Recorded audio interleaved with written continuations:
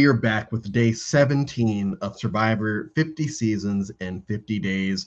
I just finished watching Survivor Gabon, and oh boy, I can't wait to talk about that. I will say that before I do introductions, Gabon is a season that has gone up and down for me over the years, and it went up today, but I want to see how y'all feel about it overall. So first, to my right, I have Brian returning from the first two times that I've done this. Brian, thank you so much for agreeing to do it this last time with me. And then we also have Nick joining for the first time, and the first of two episodes in a row he'll be doing because we'll be back tomorrow to go over token chains. Thank you Period. both so much to discuss Total Drama Island, the live action show, which until today, I have never actually watched Total Drama Island. And so during some of the pre-merge, I had Total Drama Island playing on my laptop. And yeah, I feel more accurate now having watched the show. It's like, yes, this is exactly this. Starting with you, Brian, why did you want to discuss Survivor Gabon? How do you Well, feel first about of Survivor Gabon? first of all, thank you for having me. My love of Survivor Gabon is not strategic; it's strictly personal. I love this season. It's my favorite season ever since I've first watched. It's my first season I've ever watched. Very happy to be here. The pre-merge, a lot of the characters are a mess. Some of them don't overstay their welcome, and I'm excited to discuss it with you both tonight. And Nick, Well, this was my first season as well, so that's actually kind of funny because I didn't know that about you, but it explains to me this season is like so near and dear to my heart, which is why when Coach Andrew here asked me which seasons I would want to cover, it was this one and Token Jeans. And but this season, and it's funny, I was telling Andrew, I literally found Survivor because I Googled Total Drama Island and it was like Total Drama Island is a Survivor spoof and you're already comparing it to Total Drama Island. So that's how I found Survivor.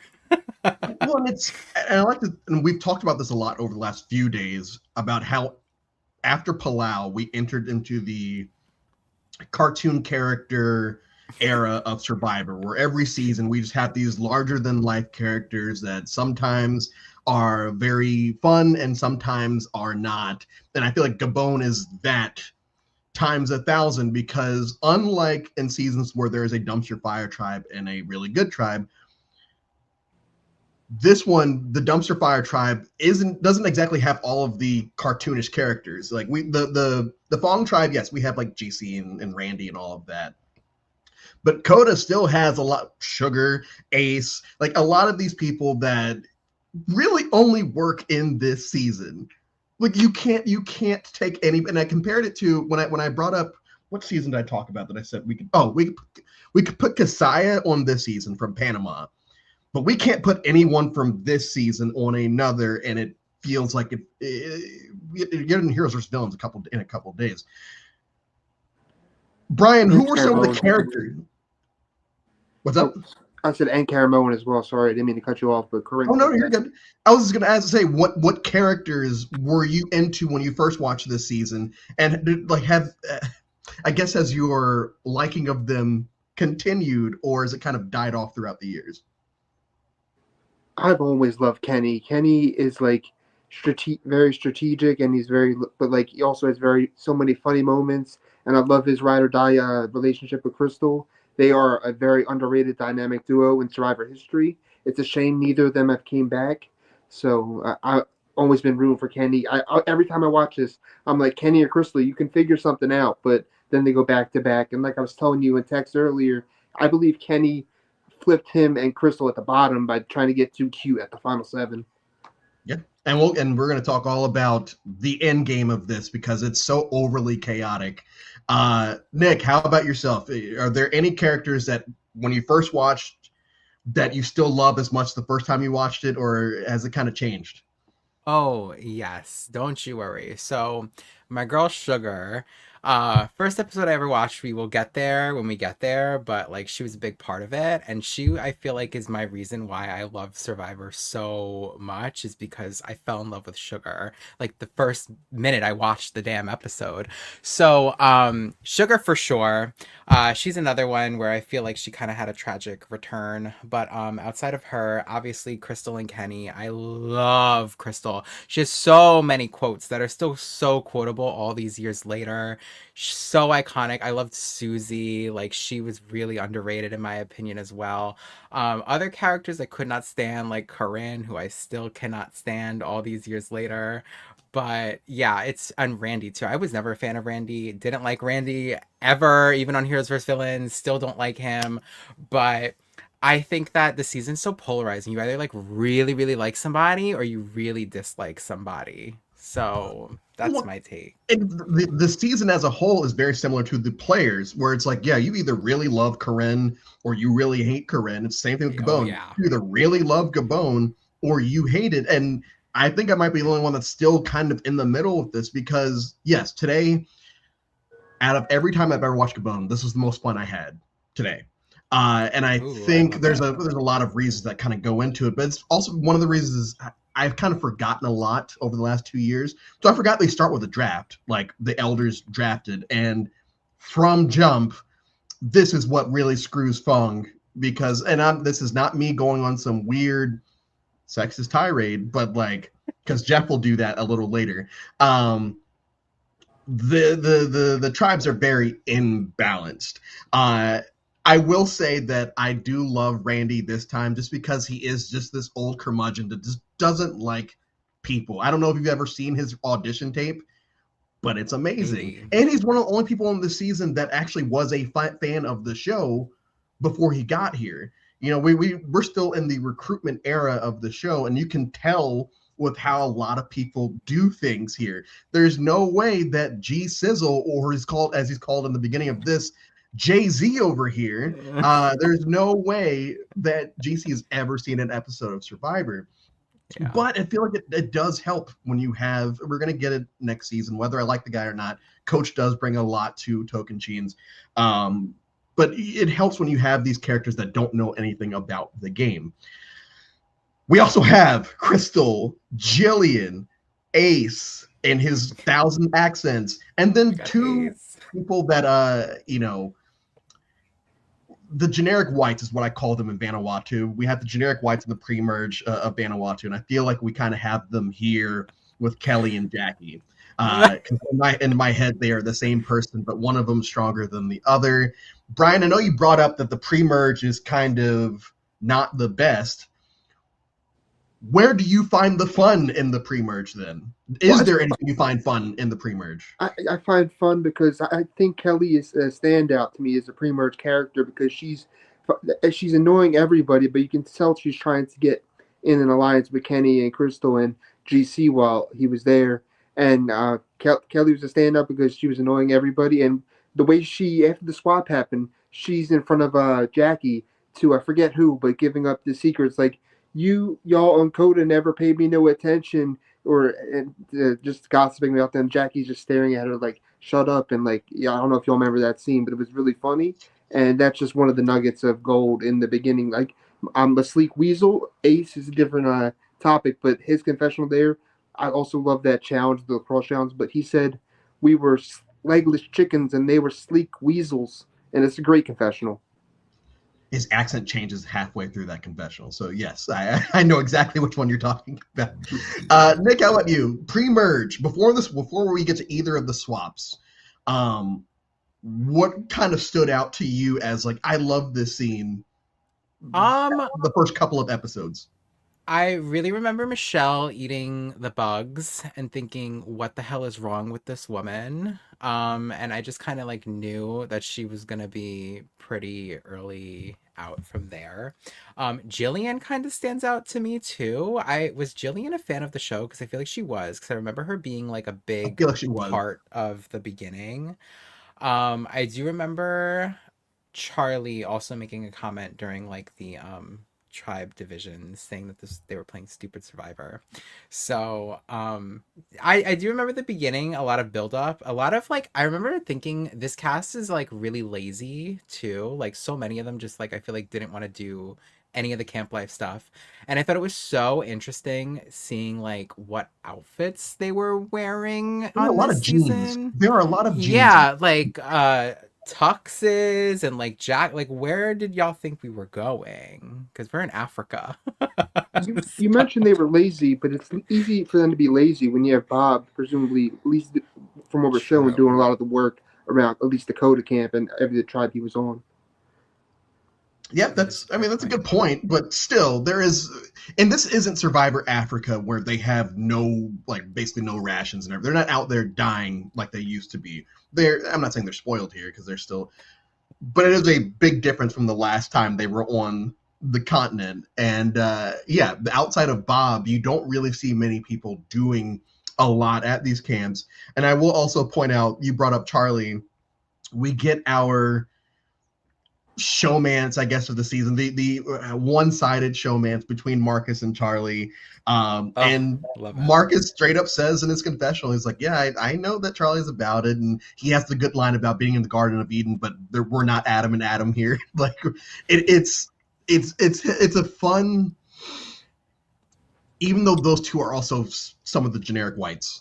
I feel like they still bring a lot to the season because it is a one-sided relationship, and also they are clocked as the two strongest going to the merge where they eventually go out.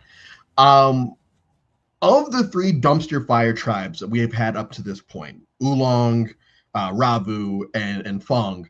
Fong is by far my favorite because they actually have characters that I want to enjoy laughing at, and watching them lose all the time doesn't become a slog like it does with Oolong, and you don't feel bad for him like you do for Ravu. It's just like, yeah, this is gonna be. I have no idea what's going to happen even after the swap. Were you more Team Fong or Coda? Definitely Team Fong. Yeah, Like you're saying, Team they were Fong.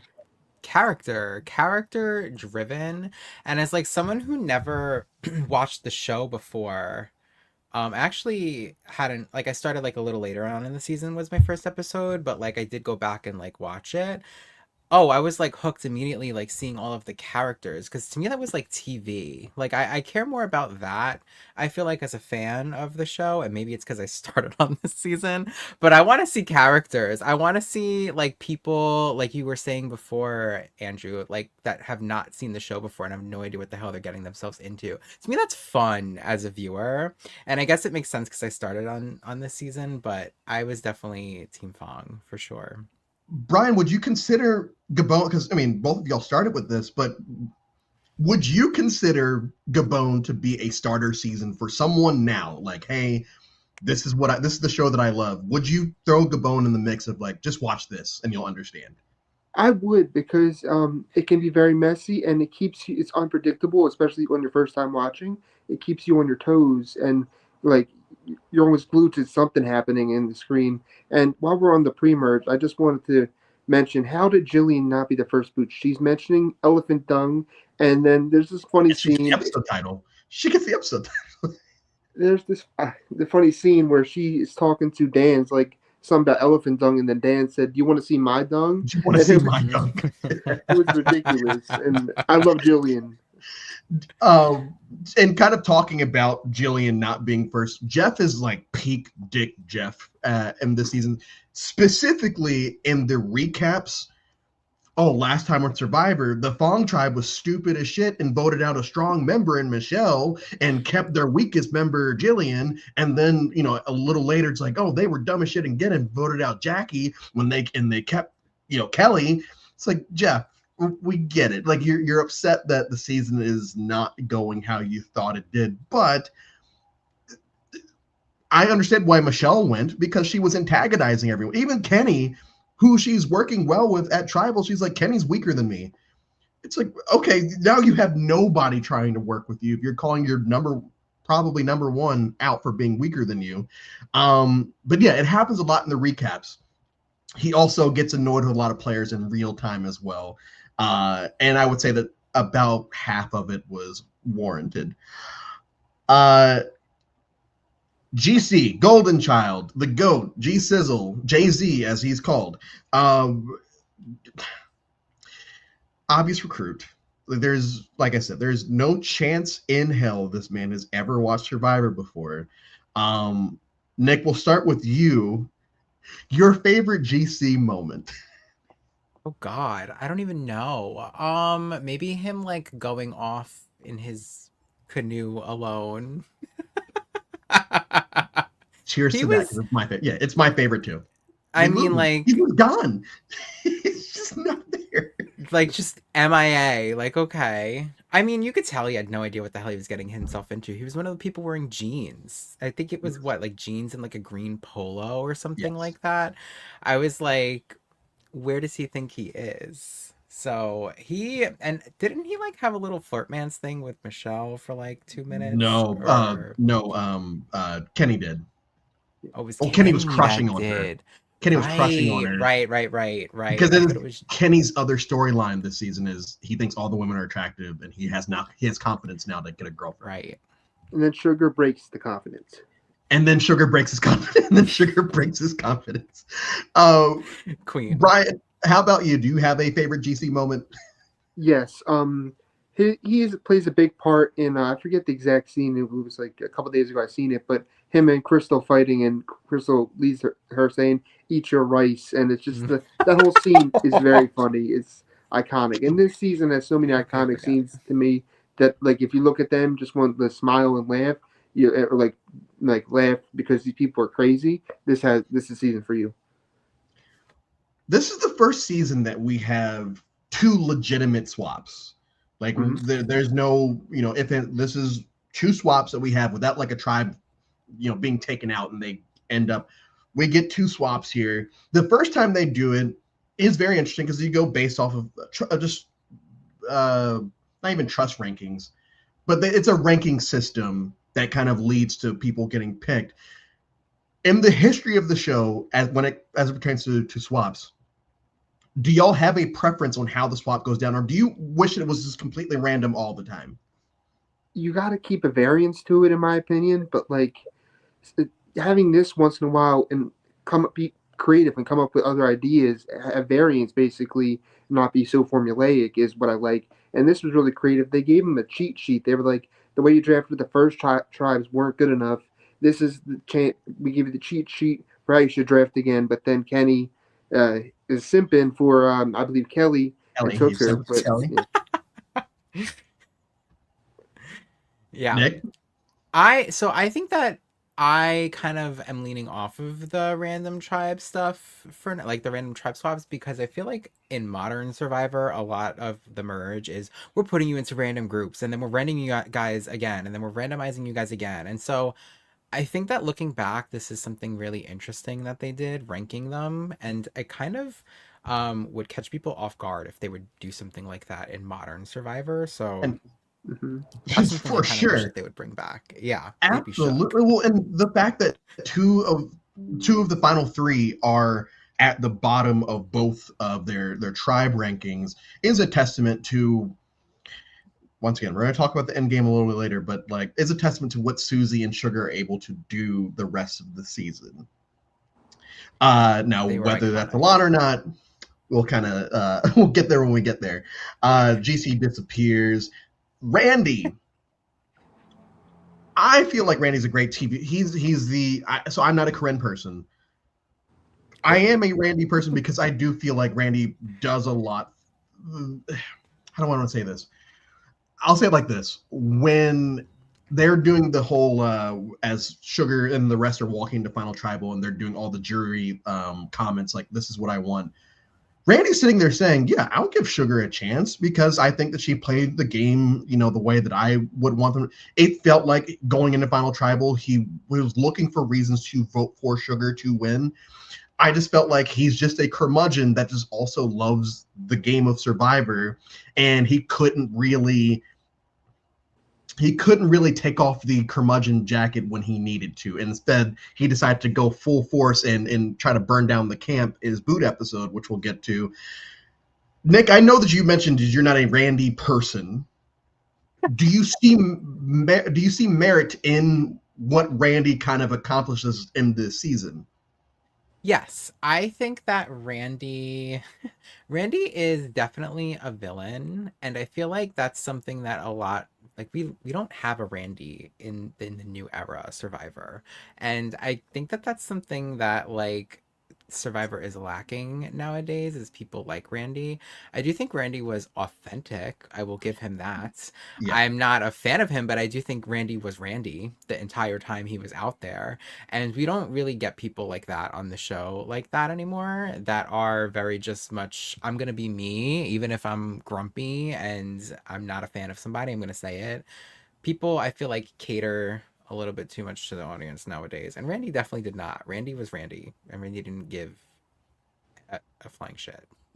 So, Brian, between Corinne and Randy, did you have a preference? Do you like either one of them specifically in this season? Corinne, I always known her jury speech to be like really like not iconic but very memorable. It's really known by everybody. But like that's so over the top. She went over the top to me with the fatty line. I get she's trying to be like over the top, but it just rubs me the wrong way. So to answer your question, I prefer Randy. The meme, I'm sure it's a meme of him falling in the water is so funny. Um, his nonsense with the cookies, taking it so seriously, and make well, he states that that is what his vote ended up determining out to be. He gave it to Bob, but Randy is my preference between the two of them, and by a long, long mile.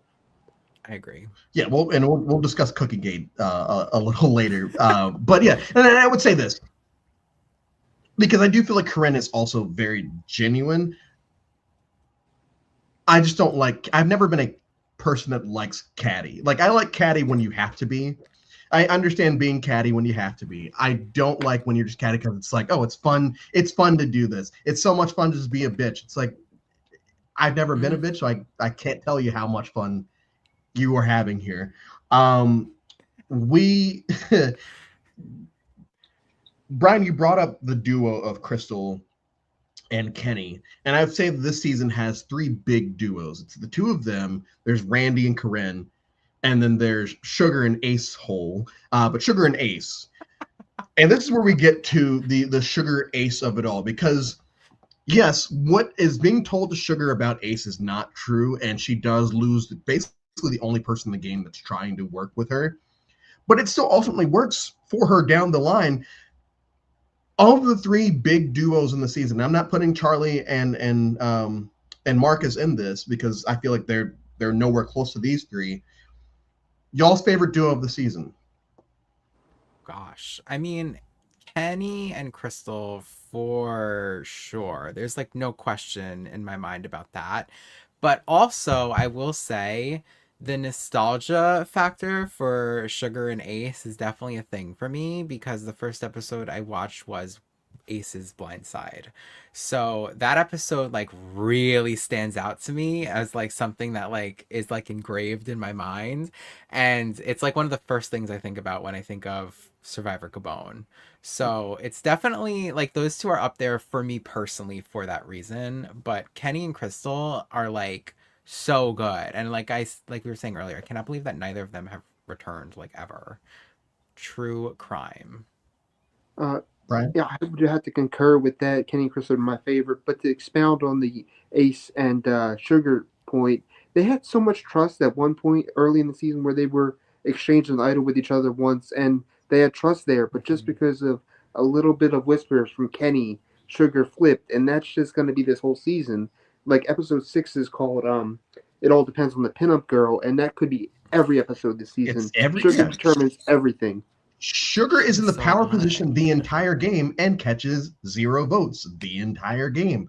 And I like, and we're gonna when we get to Final Tribal, we'll kind of talk about everything that happens there because she kind of falls into the Amanda Kimmel shit the bed type finalist. But Sugar, every time you rewatch it, you know, there's the Sugar Shack. There's just her not really knowing what the game is, but is still able to vote emotionally and for it to work for her. Like she only plays on her emotions this season, and it works to almost perfection. She doesn't win the game, but she gets to the end of the game. And a lot of people say, "Oh yeah, you have to check your emotions at the door." It's like, well, clearly you don't. because this woman is not catching votes and she's not winning immunities either. So yes, you have the threat of an idol, but this isn't a super idol. This isn't a Tyler Perry idol. This is just a regular idol, and we could split the vote. There are a lot of avenues that we can kind of go, and instead people just use her for a vote every round. And I do think that's a testament to the one good thing she says during Final Tribal is my social game. It's like, yeah, that's you can't argue that because no one wanted you gone. Fake merge. Fake merge. This is, I called the season earlier today. I was like, it's like Thailand and Nicaragua had a baby and dropped it off in Africa. Because, and I'll get to Nicaragua, I guess, this weekend. But Nicaragua, the biggest difference in Nicaragua and Gabon is Nicaragua has, it's just bad. It's actually just bad. It's a parody of Gabon. If you, it's a parody of Gabon, and I feel like Jimmy Johnson was supposed to be on this season, so I can see. Yeah, exactly. And Jimmy Johnson was supposed to be on this season, so we swap instead of merge, and there is an idol just sitting at the non-merge feast, which they all just kind of equally decide to throw into the water, which is one of the many crazy things that this cast does. As someone who hates advantages and idols, like I don't care what they're doing, but like in the moment, if I am there, it's like we all are going out to make sure this man throws this out there. Fan of the fake merge? Are we fans of the fake merge? Are we fans of a double swap? Where are we at with that? A double swap is good, but only this time, I think, because it was so unexpected. Maybe they could pull something like this in the open air coming up, but like a fan would probably recognize it as like a potential fake merge. But this really worked because they weren't expecting it, and maybe they should have been, but I don't think there was precedent set. You watched 16 seasons, there wasn't precedent set for this already. Nick? Yeah, I like a double swap personally because I feel like it catches people kind of off guard. And I feel like, I don't know, I'm always a fan of just like keeping them in tribes as opposed to merging them. And then we're going to put you guys into two groups. And then the next round, we're going to put you guys into another two groups. I'm like, just leave them in tribes at that point and swap them again. Yeah. Like, what's the point? So I'm always more of a fan of that. As for the fake merge, I kind of hate that because I feel like we see it even like in Thailand. I feel like Sheehan really screwed herself because she was trying to actually play the game and she kind of got like penalized for it because they were like psych. So I don't know, I'm not a fan of that because people start to readjust themselves when they think they're merging, but then obviously if you pull the rug from them it's like egg on their face. So Yeah. I don't know, I'm not a fan of the fake merge. Me either. But I will say that the fake the second swap this season does give us two very fun episodes. And in episode 1, we learned that Crystal and Marcus kind of know each other through Crystal's cousin. You are not the Coda God, blah, blah, blah. And Marcus kind of goes home with that. The second one, go ahead.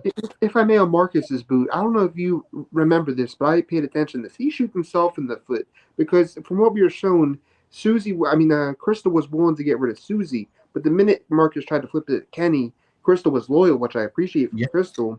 But Marcus, from what we're shown, shoots himself in the foot and gets Crystal. She could have taken out Susie, is what my point is. Yeah. There are many moments this season that Susie could have gone home, including the moment that I forgot to bring it up earlier, where she tells Corinne, like, yeah, I was thinking about voting for you. And Corinne, one of her only confessionals that I actually vibe with is, for some reason, is I wanted to stab her in the throat. And it's like, whoa, but also that's funny.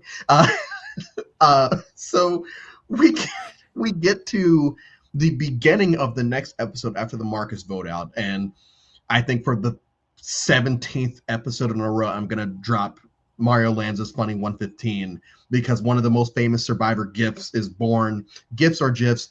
I say both, but like people have been messaging me saying, "You say gif?" Yes, gif. One of the most famous Survivor gifs of all time of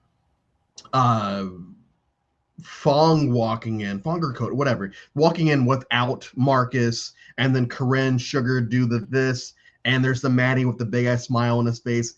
Textbook TV. I love it. And it's such a small moment, but I've seen that gift so many times. that it's just ingrained in my head that I had to like make sure I got a video of it as it happened earlier. But we eventually merge during the second half of this episode. Go ahead, Brian. You're missing the point right before the merge, the challenge where The Mandy the goes, the golf. Yeah, we got it, buddy. We got it. Randy's like, just put it down. Just it's ridiculous. That's the whole challenge. And he's so angry even after they won. It's like, yes, once again, I get Randy. I'm not a curmudgeon yet. I'm only 35, but like I could see myself in about 10 years just being like, no, fuck all these people. But let's hope not. Let's hope that I'm still like this in 10 years. We also get Dr. Bob's fake idol that he plants once he realizes that Sugar has found the idol in episode 2, I believe. This is the third time that a fake idol has been made, and the second time when we get to the Randy booth, the second time that it has been played. As a player, and I know we have the benefit of hindsight and know what's going on, is the thought going through your head at this point in Survivor history that this could be a fake? I mean, who the fake out played on initially was Randy, and he's a fan, and he definitely at least probably should have seen Fiji with Yao-Man's idol, and I'm pretty sure they've seen China and Micronesia. I'm not quite sure about Micronesia, but at least China. So he has to know about fake idols to some extent, and I just wonder if the idols were so good by Bob, were so convincing, or Randy was just looking for a glimmer of hope and just took it and was like putting a blind eye to it, like not willingly, but potentially is the case because he knew the writing was on the wall either way. Yeah, Nick? I think that it's interesting because I was looking at what Bob's fake idol looks like today, and I think that it looks atrocious. I don't think it looks anything like a real idol at all. But if I'm Randy, I guess I'm kind of like, well, why would he be lying to me about this? You know, like why would he be doing this to me and then just to send me on the jury like that? And I mean, it's what he was doing, but the idol looks really bad. And I guess to kind of piggyback off of sort of what both of y'all said, we're in season 17. The idols only existed in real time for a couple of years, and every time has looked different. The one in Guatemala, I can't even, like, I just watched that last week and I can't remember what it looked like. 12 was the head. 13 was the compass. Mm-hmm. 14 was the turtle. 15 was those big ass things. And then 16 was the stick.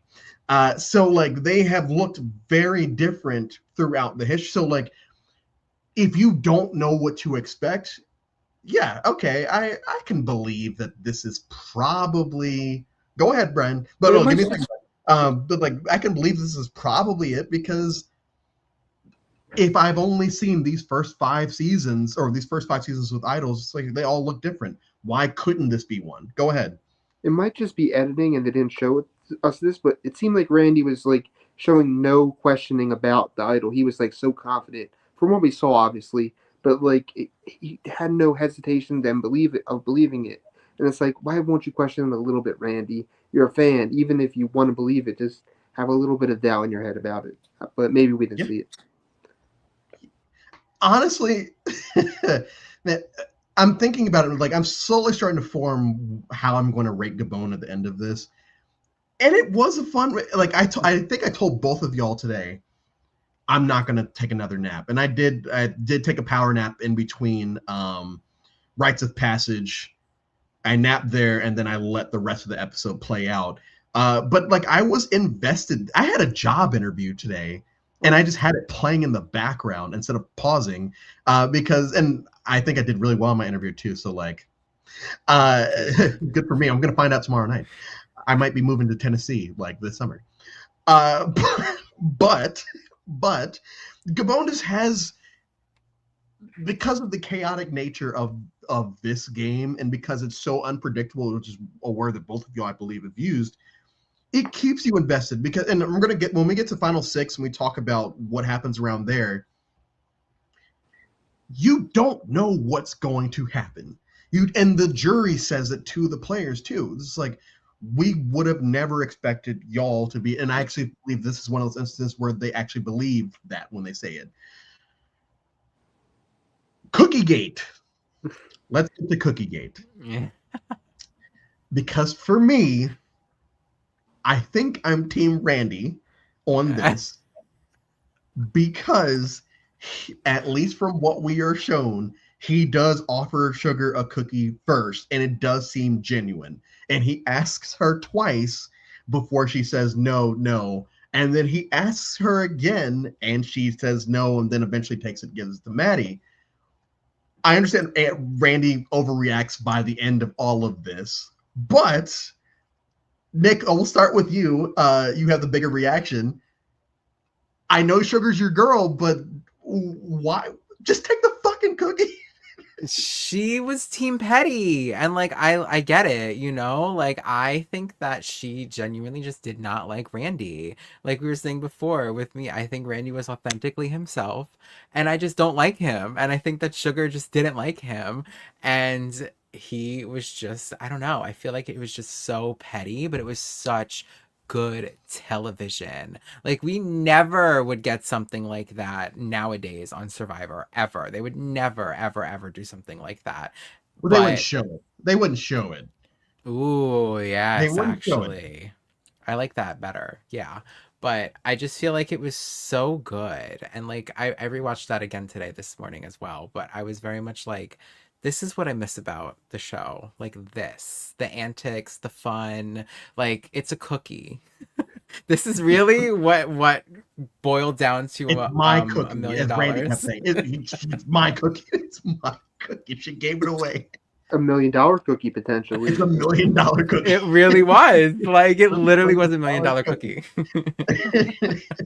Brian, whose side are we taking here? I think I'm not anti Randy, but like I'm not as pro Randy as you, because Jeff said repeatedly he was entitled. Like Jeff said repeatedly that like this is for the tribe, this is for the tribe. Randy seemed to think he could have just dumped them out and stomped on them if he wants to, which is ridiculous. And it's like he did offer Sugar the cookie, and then she said, "I'll give it to Maddie," and he said, "It's not yours to give to Maddie." So she just wanted to, when he offered again, to like not do what he wanted and to piss him off, because she is Team Petty, which you gotta Team love that Petty. a little bit, because she didn't care. She just hated him, and people like I love like having non-game bots in the game where like if you piss them off, it's gonna affect your game, and they're not just gonna be like, "Oh, I don't care about them pissing me off. I'm just gonna do what's correct for my game." You gotta have some non-game bots. And this season, no game bots. The closest was Kenny, but he was a mess too. Yeah, he's well. We're gonna get to Kenny, but Kenny tries to game the game, and it does. I want to get to this comment because if Sugar thinks you're a villain in a game, you really are a bad person, want nothing to do with you. It's similar to Rupert, because in a couple, Friday, I'm going to be doing Heroes versus Villains, and Rupert thinks that the villains are like actual evil human beings. Like he thinks, oh, they're villains, so blah blah blah. It's like, Well, he was right on one of them, but I digress. huh? He was right on one of them, but we don't got to get into that yet, or you don't. Yeah. It's funny that because I just thought Gabe, or not Gabe, Gabe saying that, it's like, oh, that sounds like Rupert syndrome. After Cookiegate, Randy decides he's going to go scorched earth. I was going to piss everyone off. I'm going to be the worst version of myself because I have this idol, and we're going to get rid of. What's up? No, I'm just like, he didn't even have the idol yet. He's just assuming that Bob's gonna find it. It's like a lot of hope in his plan. It's ridiculous. But Randy's just gonna be the biggest dick on earth. And even Corinne is, or no, Maddie goes like, "Hey, you gotta chill out. You have to chill out because no one's like, do you want to stay?" And we know that Randy wants to stay because he is one of the only fans on the show. But his way of being able to stay is antagonize the shit out of everyone. So, like, I understand that Bob is going to be upset at what's ready to happen at this tribal, but I also get it from Sugar and Crystal's perspective as well. Of like, yeah, this guy's a huge dick. Why would we not laugh as he got voted out? Like, why, like, Bob, what do you expect from us? Which we get to tribal. Randy plays his fake idol, but that's after Crystal gives the all-time confessional, I was about to uh, say, and you can't be after skipping Sugar over gives that. her all-time confessional. Um, that that and it's I was covering Survivor Angelica for the LRG channel, and at final 4 or 5, someone uses the Crystal vote out confessional at like final 5, and I'm like, wow, that's great that you memorized that playing in a live game. But we get the authentic Crystal Cox vote out confessional of Randy. We get the Sugar vote out loser of Randy of Randy. Randy plays the idol. Jeff says no, throws it in the fire. It is very funny watching Sugar and Crystal lose it. It is like it's just as big of a Randy person that I was. It's very funny to watch people be genuinely laughing at someone for embarrassing them. It's like watching Randy trip and fall. It's the exact same thing, and I will laugh anytime someone trips and falls, as long as they're not like dead. Um, is this the funniest moment of the season? I guess is where I'm going with this. Yes. 1,000,000% for me, yes. Because I mean, like, think about it. We're talking about this however many years later, and like it still cracks me up. Like I can watch that tribal council and still laugh at it. Like Sugar's loser. And then like the obviously Crystal's whole confessional too. I just feel like it's so good. Watching Randy's reaction too to Jeff saying that it's Just like yeah. And then him like tossing it in the fire. It's so funny. Like I would be laughing myself. Are you kidding me? Like I feel like if I was on the show, maybe I wouldn't have been laughing as hard as them, or at least would have been trying to hide it a little bit. But they were being their authentic self as well. And like that's the theme here is that this season is very authentic in my opinion, except for Randy's idol. That yeah, episode is one of the best episodes of all time. The Randy Boot episode 9, I believe. Don't quote me on that, but it's really amazing with the auction and all the idol stuff with Randy. Amazing television. yeah, it is. It's probably for me the probably the best episode of the season, just from beginning Mhm. to end. It's just it gives you everything that you need, and we lose probably the villain of the season. It could be the person that we're going to lose in the next episode, but I think the story arc of this episode as a whole, even if you just want to show one episode to someone and say, hey, you should watch Survivor, this is one of those episodes that you say, hey, Yes. just all you need to know is people don't like Randy and him and Sugar don't get along, and there are these things called idols. Don't worry about it. Just watch. Bob is big mad at the beginning of the next episode because it was disrespectful that Sugar and Crystal and everyone laughed at Randy on his way out. And this is, I would say, this is where Bob's story starts to take off, but not really, because I feel like we're still in the camp, and we're going to lead to my next question. I feel like we're still either in the camp of, so Maddie's definitely winning this, or I have no fucking clue who's going to win this. Both of y'all watched this as your first season, so you had no idea what to kind of look for or whatever. Did y'all have any odds-on favorites once it's down to 7? Once it's Corinne and everybody else, did you not who you're rooting for? Just like, okay, yeah, I think this person's probably gonna win. I thought Maddie had the inside track for it. Like I only thought Bob could make it there if he won out or had found an idol or something of that caliber. I wasn't even thinking about idols back then when I was a newbie watcher, but I thought he had to win out, but he didn't have to. But that we'll get to that in a little bit, I assume. Nick? So, yeah, so for me, right, I didn't really know what to be looking out for either, but I know that Sugar really reminded me of Heather from Total Drama Island.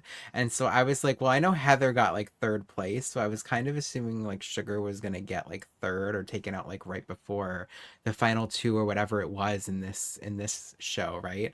And but I think my like winner pick was probably Kenny, especially like going into the finale. I remember being like, I think Kenny's gonna win. I think Kenny's playing really smart because it was kind of like shocking to me to go from like obviously Total Drama Island, which is like a cartoon, but like to go to this where like everyone was like talking about alliances and strategy and all this stuff. And I was like, well, Kenny to me was like the smartest person on the planet because I'd never seen gameplay before, and Kenny was out there like moving mountains, in my opinion. So I thought that Kenny was really gonna win this season. I'd Yeah, argue that Kenny is up until the final 7 where he makes that blunder with that vote with Corinne going. That's a blunder. He had the game in his grasp though until then, in my opinion. Then he fumbled it. Mm-hmm. yeah. And so we get to the Corinne episode, and it like the trailer does really good for that final 7 episode of they only show the Bob Corinne interaction where it's like, hey, you remember that idol that Marcus threw in the water? Well, he didn't do that, and that's all they show. They don't show anything else. And so in the next episode, when we learn the context of what he is saying, and we still see Corinne being like, wow, really? And Bob's like, no, but you bought it, and that's good. Like we can do something with that. It's like, yes, this is the type of content that I want for my eventual winner. You know, benefit of hindsight. This is the content I want for my eventual winner. Of like, hey, do you see how easily I was able to lie to you and you just were buying it? Yes, this is where Kenny kind of sinks his game because we end up in a situation where either Dr. Bob or Corinne need to win immunity, and this is where Bob's winning streak starts. But Bob wins. Corinne has the idol and is telling Kenny and I believe Crystal, yeah, I have this. Like we can kind of do something with this. And because Crystal has sworn that she won't vote Maddie, she doesn't, and eventually Corinne goes home 4-3, I believe here. But Kenny is one of the people, because he fell for Bob's ruse, one of the people that votes for Maddie, which leads to that final 6 moment of him asking, or Randy, or Bob saying, "Hey, I'll give you the necklace to get back on your good side." And Kenny just immediately just folds, like, "Okay, like that sounds good. As long as you don't lie to me, we're good." Yeah, it's. If Kenny's the best player on the season, and whatever that means, if Kenny's the best player on the season, this is a very big blunder, both the vote and just assuming that Bob's going to just give you the necklace, especially because I didn't do my research today, but I can't remember how long if these people have seen Micronesia, but let's just assume they haven't. This is still not a move. You've only seen it happen in Amazon, giving the necklace away at this point. So like, you can't really expect Bob to give up the necklace, and you really can't expect Bob to give up the necklace if you are now telling people we are going to vote at Bob when he gives up the necklace. Because we're only down to 7 people. Go ahead, Brian. I will say maybe if you're in Kenny's shoes, he looks at Bob as like a person and is gonna like look at Bob as being honorable and trustworthy and be like, there's a chance Bob might give it to me. So if there's a chance, why not try to make this deal? And Bob is the one who offered it initially, if I remember correctly. So it's like, why wouldn't Kenny like cheap gnawing at this to get him to do it? But I don't know if Kenny seemed cocky that he knew it was going to happen. And Kenny, you say it's a blunder, but like he got really indignant about it for sure. But his bigger blunder for me, his game-losing move, was losing Maddie when he voted for him at the final 7, and he couldn't recover from there. And he was just trying to get Bob, in my opinion, to give him the necklace to like try to find something. But he did get cocky toward the end. But I don't know. But I don't think that was his worst move. That Bob Idol situation. I think that it's interesting because Bob just gave Randy his fake idol. So like to then go around and just trust that Bob is going to now give you his necklace, I think is kind of questionable now that I'm actually like sitting here talking about this, right? But I really like what you're saying about him looking at Bob as like a person, because also Bob got really upset that they were like laughing about it. So maybe he's like, "Oh, well, Bob isn't the bad guy. Like Bob did just give him the fake idol." But like maybe he's actually like the nice one in this situation, and maybe he will actually end up giving me the necklace because he's not trying to be a liar. So I guess I could see either way. And he was the one who offered to Kenny. Kenny didn't ask for it. So he offered. Kenny's still feeling himself though here. Kenny's still feeling Yeah. like we have the family visit the episode beforehand, but Kenny's feeling himself of like he's telling his sister like, yeah, I got this shit on lock. Like, there's no way that I'm not going to the final three. These people, I've saved these people, so they have to save me. They'd be dumb as shit if they didn't. Like and I feel like at this late stage of the game, and I know all three of us have played orgs, there is that moment where you kind of feel like, I think I could actually win this. And usually save it for your confessional, but I feel like with Kenny doing this, it's like, yeah, this is. I buy what the show is telling me. I buy that Kenny could win this because Final 7 on, and let's even we remove Corinne from the situation. Final 6 on, for me, the only person that I don't think has a chance in hell of winning is probably Crystal, and that's just because it doesn't seem like Randy or Corinne like her. But even then, Randy shows himself later to be a person that can be a juror and be logical about stuff. So like the fact that he wants to vote for Sugar. So even Crystal's like, okay, she could still win this. We have the final 6. Is there anyone, Susie, Maddie, who am I missing? Sugar, Crystal, Kenny. those people. Yes. Is there anyone that you are counting out at this point? Susie. I fully did not think that Susie could win at all. I was kind of shocked that Susie was still in the game at this point as well. And, I mean, obviously we see a big, like, underdog arc from her, I guess is what you could call it. But I was definitely like, there's no way in hell that this woman is winning. And, like, mind you, this was my first season that I watched, too. I'm thinking of, like, how I was back then. Like, I was definitely, like, there's no way she's winning. Like, her going all the way back to when she told Corinne, I was actually going to vote for you. I feel like I'm gonna vote for you. Like, I was like, she's not gonna win. Like, there is absolutely no way that Susie's winning. So to me, I was counting her out. My first watch, I was just in awe of what was happening, what was viewing, and I just I guess I didn't think that deep about who I was seeing as contenders at that point. So I don't think I can answer this question, but yeah, sorry. We lose Crystal and Kenny back to back here. The immunity necklace does not get past the Kenny. At least the way the edit is showing it, it looks like Kenny's very much like waiting for Bob to hand the shit over so they can blindside him. Coming off of Micronesia as an audience, it's like, yeah, please don't do this again. Like, we don't need this 2 seasons back to back, especially with poor old Bob. I mean, it's still poor old Eric last season, but having it happen 2 times in a row would have really. It would have sucked, but we don't get that, and so Kenny goes home, and we get to our final 4. A very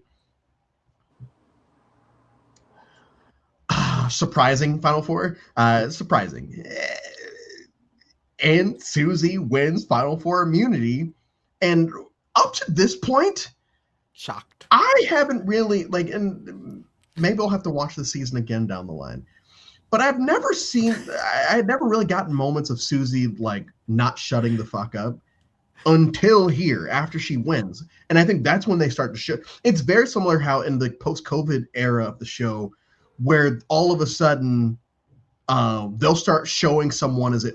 For instance, in 50, we all. I mean, I love Tiffany. I don't know how you guys feel about Tiffany, but I'm a Tiffany person.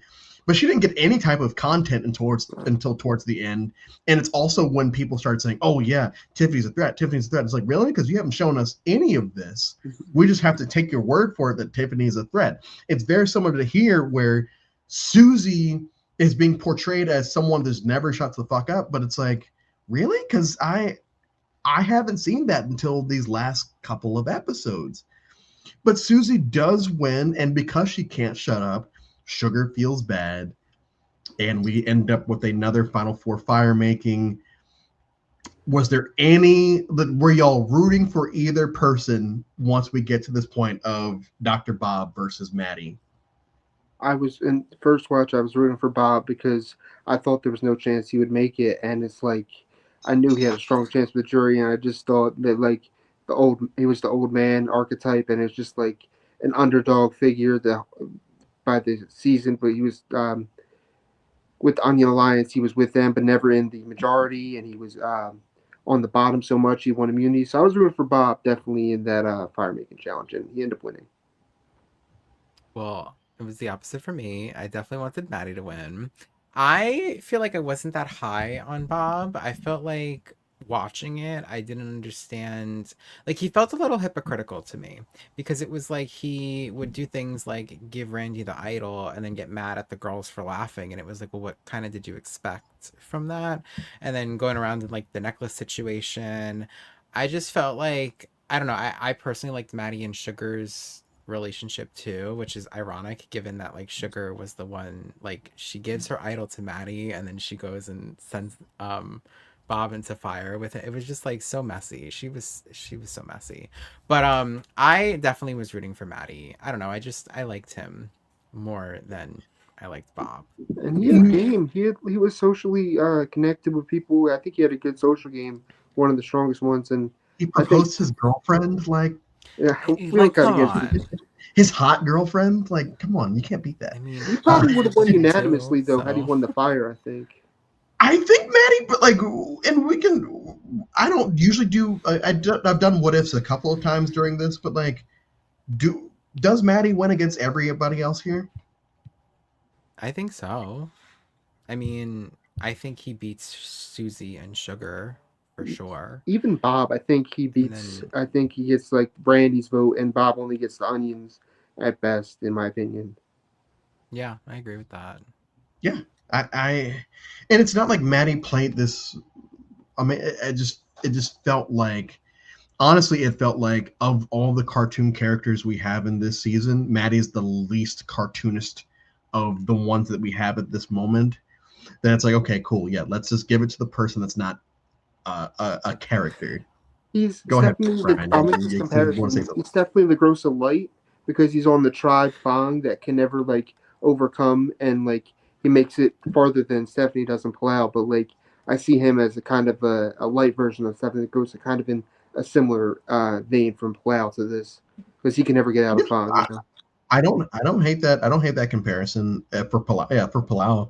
Um, we lose Maddie sadly, and we have our final three.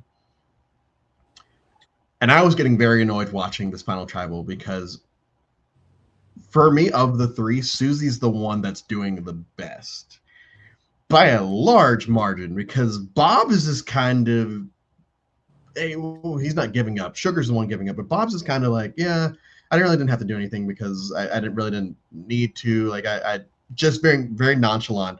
Sugar is either antagonizing or yeah, I don't need to win. Like I don't expect to win. It's like, please, these people, it's so frustrating because yes, Nick, I am also a Sugar person, but I get why she loses here. I get it. She just will not, like I said, she has Amanda Campbell syndrome of she just will not say anything to help her case at all. And it's frustrating to say the least because we're just we don't we don't know who's going to win even at this final three because two of them are doing horribly and these people don't want to vote for Susie. Yeah. Nick, Yeah. it's just like, No, I get agree. your girl. Like, So if I'm being so for real with you, I feel like Sugar should have won this season. I mean, like we if she talked about if if she came to Final Tribal Council and actually wanted to win herself, I feel like I wanted Sugar to win more than she wanted to win herself.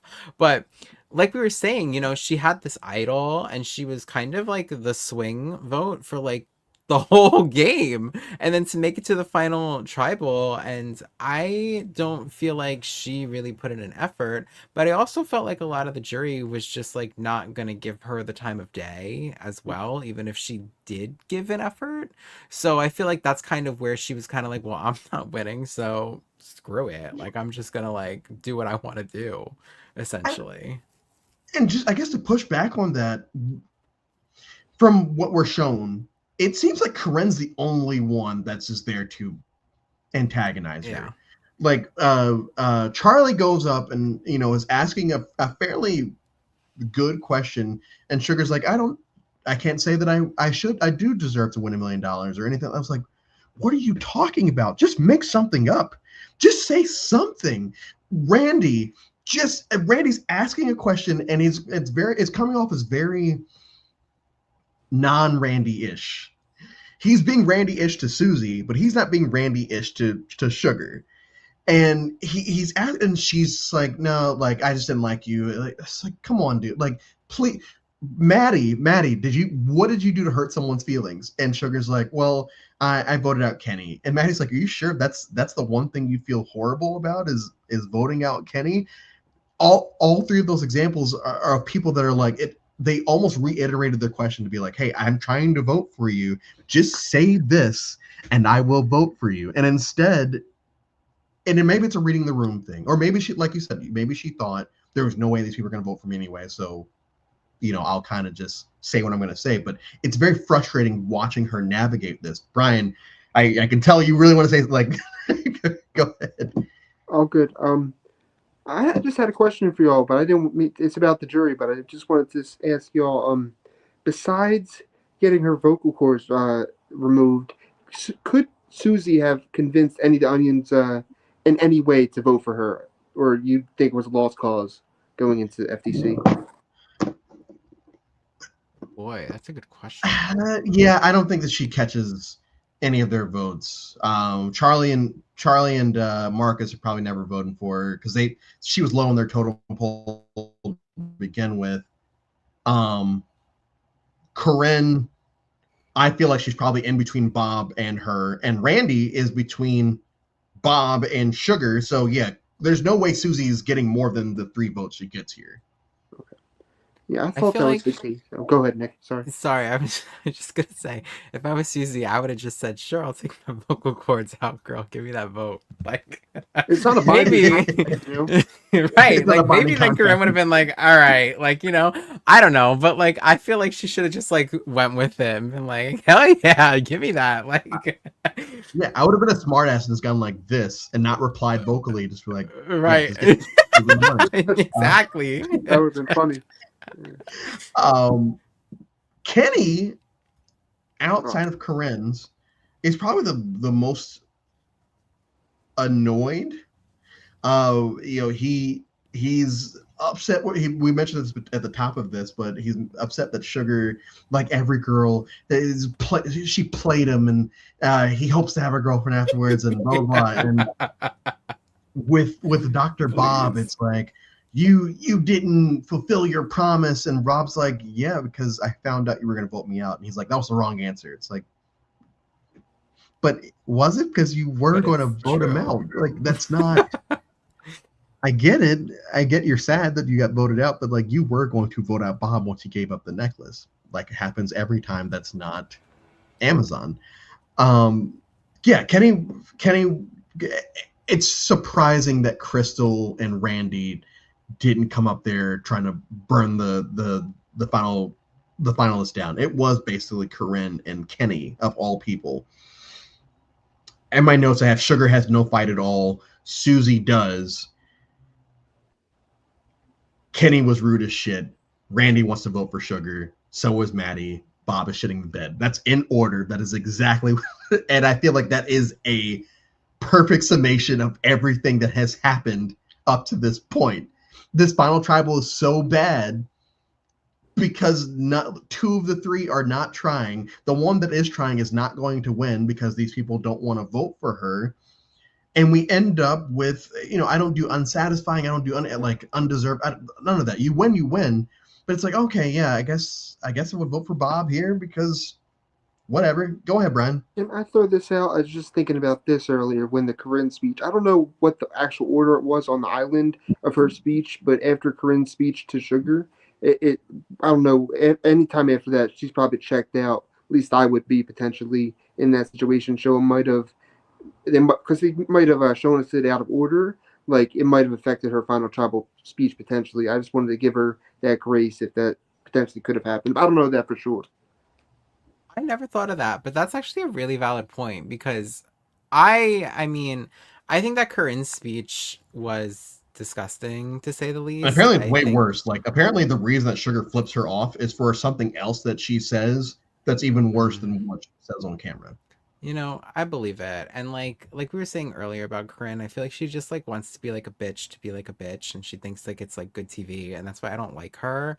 Like to me, if you're gonna be a bitch, be like authentic. And like her whole speech just felt like so fake to me, and just felt so like I want TV time. And I don't know, I feel like it was just so mean. That's like one thing that really like stands out to me. And like I like the cattiness, unlike you, Andrew. I like the fighting and the drama and all the bullshit. But like it just felt like mean to talk about like someone's like dead relative. Like it just felt so like really this is where we're gonna go right now. And I just didn't like it like at all. Like, and it's always something that has stuck out to me as like something gross on the season.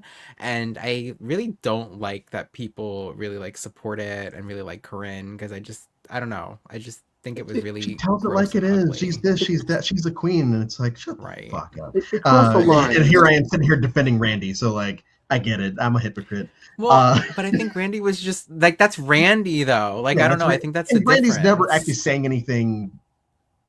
Right. And he's kind of Right. half joking when he says when he's voting professional, you can kiss my ass. Like, and it's not serious. And like, there's like a levity to Randy that I don't see from Corinne. Corinne standing. No. There we go. No. That doesn't shock. Oh, I was gonna say, stop Well, it. it wouldn't shock me either. Me neither. But I'm glad. And so we're gonna get Randy on the villain. And I thought about when I was watching this today, of heroes villains is coming up, and would I like the villains tribe if Corinne was on it? Because the villain tribe is probably my favorite tribe of all time besides Kasaya. And I hate Russell Hantz. Russell Hantz is, besides like the overly problematic people, Russell Hantz is my least favorite person on the show. If Corinne is on that same tribe, now it's 8 out of 10 of people that I like, and is the villain tribe my favorite, because Corinne was in the running to be on that tribe. I would have preferred Natalie Bolton still, but like whatever, we got what we got. Did we need a Corinne 2.0? We did get a Corinne 2.0. No, do we need a 2.0? Do we need one? No. That is my answer. No, definitely not. Absolutely not. And I think that she was one of those people that a lot of people wished were on Heroes versus Villains. Like I remember that, like during that time period where everyone was like, "Where's Corinne on the Villains tribe?" Like, oh my god, we don't need her. She's home. I don't think she improves that season if she replaces anyone in particular. Like I can't see it. Courtney, we can replace her, the captain of sports, Danielle Di Lorenzo. Oh, but like, yeah, even I would rather have Natalie Bolton there than her. Danielle though. I do too.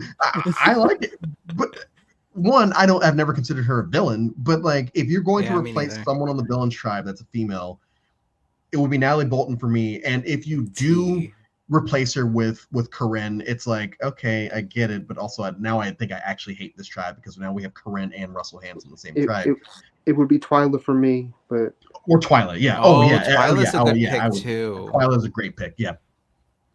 Twyla was a week ago, so I've already forgot. Like it's already so much Survivor ago. I understand. It's in the past, but we also get we get Randy and Sugar back, and even as far as male villains are concerned at this point, like I like Randy. I don't know if I needed a Randy 2.0. And what really sucks about Randy 2.0 is of the people on Heroes versus Villains, he's still one of the only fans of the show. In here, he's the only one that's saying, "Hey, we should probably get rid of Parvati first. Hey guys, we should probably get rid of Parvati first." And no one wants to do it. It's like, yeah, this man understands it because he's watched her seasons. Unlike a lot of the other people that are out there on the villains tribe. That's Parvati's missed right there. Mm-hmm. It's whatever. Like I talked about it yesterday. Fine. And then we get Sugar back, and I'm going to talk a lot more about this on Friday. But yes, she's a fun hero this season. Yes, she's a fun character. I would have liked her back a little later than Heroes versus Villains. Yes, the double bird. um, I would have liked her back a little later. It obviously it didn't. She wasn't in a good spot, like emotionally when she played 20 again. But Sugar is one of those people that even now it's like, okay, I would take a Sugar 3.0.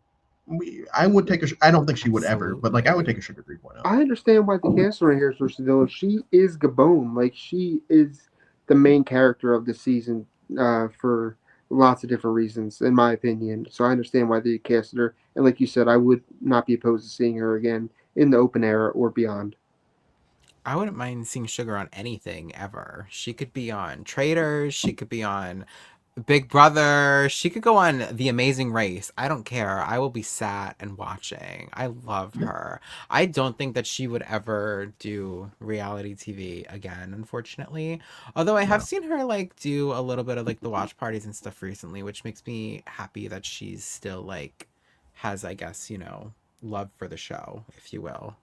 But I have a big heart for Sugar. To me, Sugar is why I love Survivor to this day because And she is who got me on like I hooked. love the emotional scene with her and her sister spreading the ashes. I don't, from the not actors. to Yeah. Oh my rewind Yes. gosh. us, but it was very Yes. amazing. Yeah, I honestly, this is a hot take, but I like it when people play with their emotions. I don't know, maybe because I'm like a therapist or something, but like I like it when people show that side of them because like it's so like emotions are such a big thing and emotions are why we act a certain way, and Yeah. so I feel like Survivor is so tough to kind of just be like a robot and check that out, but Sugar was a human being the entire time, and that's what I saw was someone who was an actual person and who wasn't like what's gonna get me to the next whatever or make me win or whatever the case is. She was literally just a person who was trying Yeah. to be a good person. She wanted the heroes to win, and it was whoever she determined the hero to be Yeah. at that moment. Yes. Yes. All right. Final two questions. Question one: who would your ally be this season? Oh boy. Mine would be Jillian. It wouldn't be a bummer to be working with her because I think if I make it to the end with Jillian, somehow she's annoyed these people for 39 or 26, however many days, and I'll probably win against her. I just need to find one other goat, which in this cast, not hard to do. Mine probably would have been Kenny. I'm not gonna lie. Because Kenny being like the video game person, I mean, if you guys can't really see it, but I have my whole Nintendo set behind me, and I know that Kenny's a big Smash Bros player, and so am I. So I feel like I would really get along well with Kenny, and he would feel very like comforting to me. Plus, he'd be smart as shit. I'd be like, "Oh, girl, how are we getting out of this? Because you're gonna be the one to get me out of this." So I definitely would be buddy buddy with Kenny. Mine would honestly, as long as no one buries me to this person, it would probably be Sugar. Because I would just have to make sure Yes. that she thinks that I'm a good guy, and it's like, okay, No, cool. At least I know that she'll put me in fire if I tell her that she reminds me of my sister or my whatever. At that point, it's like, yeah, all I have to do is play to her emotions, and she'll watch my back, and hopefully, no one tells her that I'm actually this huge piece of shit like they did with Ace Hole. And final question: something that the modern day fandom would hate about Survivor Gabon. uh, well, one thing I found in my rewatch that I hated was the turtle soup. But to answer your question, modern day fandom would hate the lack of strategy and how people are a lot of game bots nowadays. Potentially are like, oh, there's not enough strategy in this season. It's too messy, too chaotic, and they would be kind of mad at that. At least the game bot part of the fandom, which a lot of the super fans are. Okay? I agree with that. I think that people would definitely complain about the lack of like big moves or idle plays or advantages and twists and all of that stuff that we see in Modern Survivor that I personally just like. But I also feel like Corinne would be absolutely hated if she was on a modern day Survivor season. I don't think people would like her at all. I honestly think she'd be ran off social media. And I feel like the reaction to like her jury stuff would be complete, like everyone would be on the same page of like that was mean and that was nasty. Because I feel like back then people were like, that was good TV and messy and team TV. But like to me, that's not team TV. To me, like Sugar doing all of her antics was team TV. Corinne took it to like another level, and that's when it gets like beyond that point. And I feel like now a lot of people understand that, but back then it wasn't the same. So I that's my hot take, is that I feel like Corinne would be hated. I So I agree with feel you. like I'd be remiss to also not. I don't know if you're about to mention this, Andrew. The Randy with GC and Crystal and the mistreatment there for that part of the season, which was certainly not good. or him saying if she's post-op or whatever the phrase was. It's like, oh god, yeah, like, and Oh we're in my 2008 God, I don't now even at remember this that. point. So like, it's the episode title of episode 2. It's like, oh yeah, she's post-op or something like that. Yeah, it's But what I was gonna like, mine would be, and this is more talking about the people that hate emotions. They would hate that Sugar talks a lot about her, but oh yeah, we don't need the sob stories. We want to see people do. I feel like a lot of people would kind of do that. It's like, okay, fuck off. Like I do enjoy a sob story here and there. But Brian, Nick, thank you so much for taking the time to do this. Gabon for me, I have my ratings pulled up. Through 17 seasons, I am going to have Gabon. I'm going to have it at 10 out of 17. Yeah. You can't do Yeah. better than that. Not even single No, digits. I want to track this as you go along with your seasons. I will, and I'm going to release all of it at the end of it. But like, yeah, Gabon is a lot better than it has been in the past for me. But it's still just like, this is such a don't worry, Nicaragua is going to be way lower. So like, That's overhated season 2. Well, the Gabon's not overhated. Is it an over? Nick, Brian, thank you both so much. Thank you to everyone in the chat, DMs, elsewhere. Tomorrow will be Survivor Token Chains with one of my least favorite players of all time, the person that is single-handedly responsible for me doing this marathon. Because if you remember, I said that if Coach won season 50, I would never watch Survivor again. And then he didn't, so I'm able to do this. So I get to get Coach Tyson and all of them tomorrow. Nick will be joining me along with 2 other guests. Brian, when are you coming back? 50 if you do it the 50, last yes, time. the live stream, yes, 50. So Brian, thank you so much. And we will see you all tomorrow for Survivor Token Chains.